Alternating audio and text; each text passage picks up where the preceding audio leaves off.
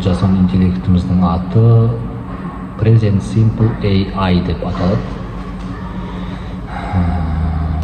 Кез келген платформа сыяктуу бул платформада создать конспект деген көп турсуздар. Осуну чертемиз и соответственно сизди тиркелүүңүздү сурайт. Жалпы бүкүл платформанын максаты аудитория жиноо негизи. Тиркелүүдү басамыз, создать деп басамыз.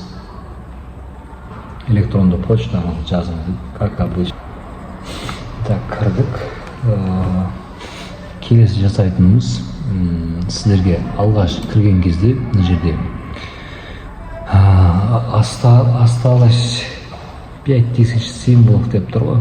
Осы жерде сиздерге алгашкы тиркелүүчү ретинде символ берет.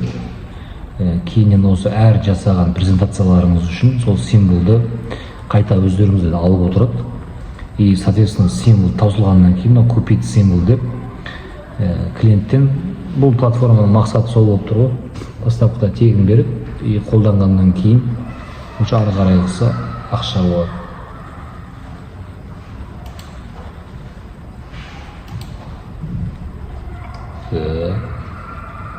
Мына жерде энди презентация, информационная презентация деген бастым.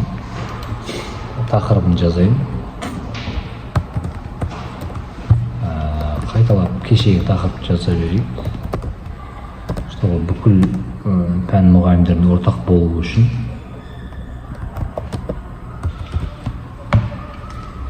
Тақырыпты жаздым.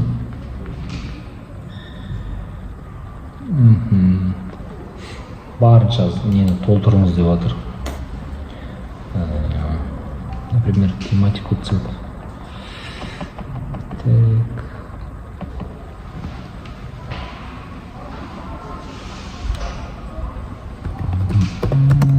Так, математиканың орны дейік.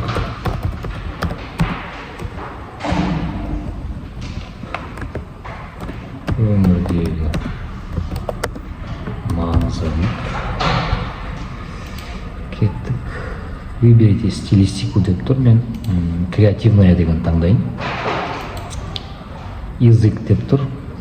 Осы жерден қазақшаны таңдаймыз. Көп жасанды интеллекттерде қазақша жоқтың қасы да. Осындай санаулы жасанды интеллект бар. Қазақшасы да қосылған. Қазақшаны таңдадым и далее бастым. Укажите количество слайдов презентации деп тұр. Мен қазір 20-30 деп жазсам болады, бірақ видеомыз совсем ұзақ болып кетеді. И сгенерировать деген кнопка басқан кезде ол ұзағырақ ойланады. Сол себепті мен примерге 5 деп белгілей берейін. Настройте структуру деп тұр.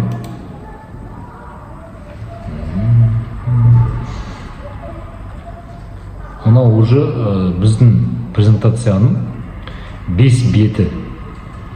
Осы жерде біз уже презентацияны өзгертіп алсақ болады. Математиканың маңызы дегенге қазіргі әлемдегі осы маңызын жалпы жасанды интеллекттің негізгі жұмыс істеу образы мынандай ғой. Ол өздігінен ештеңе ойлап таппайды. Бұл интернетте бар информацияларды сіздің алдыңызға бір белгілі бір спросыңызға байланысты реттілікпен әкеліп береді.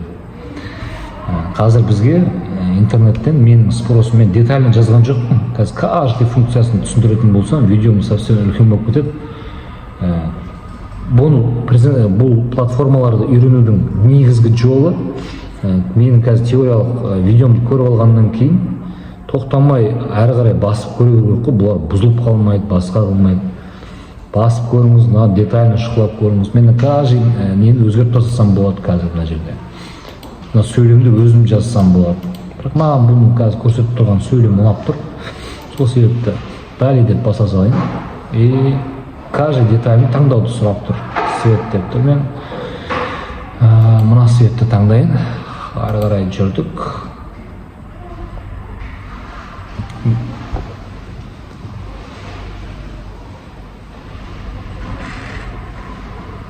Математиканың маңызы деген тақырыпқа біздің презентациямыз дайын болды. Есебі. Мына құрастырып шығып жатыр.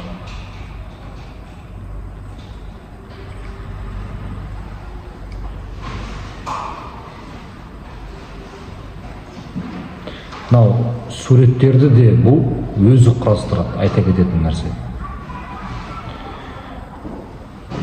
Жалпы структурасын түсіндік қой, мына жерде шұғылау барысында, пайдалану барысында көресіздер. Рахмет, назар аударған, есіміңізді не жазасыз деп тұр.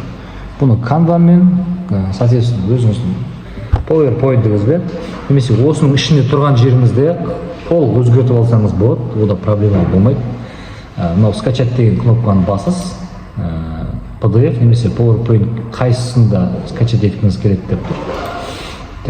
Енді ол символыңызға байланысты уақыт өте келе уже скачать деген кнопкада істемей қалады.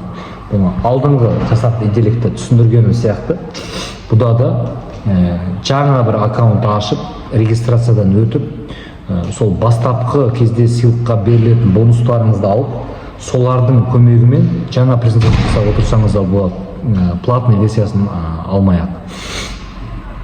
Мына жерде PowerPoint бірдене демек, сразу осы жерде өзгертсеңіз де болады.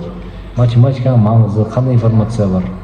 Мына сурет ұнамай тұр ма, қайсысы ұнамай тұр ма? Сурет таңдаңыз деп еще выбор беріп жатыр. И арқылы жасау, гид дейді, загрузить, өзіңіздің суретіңізді қойсаңыз болады. Жалпы бұл платформаны әрі қарай пайдалану барысында сіз бұны толық үйренесіз деген сенімдемін.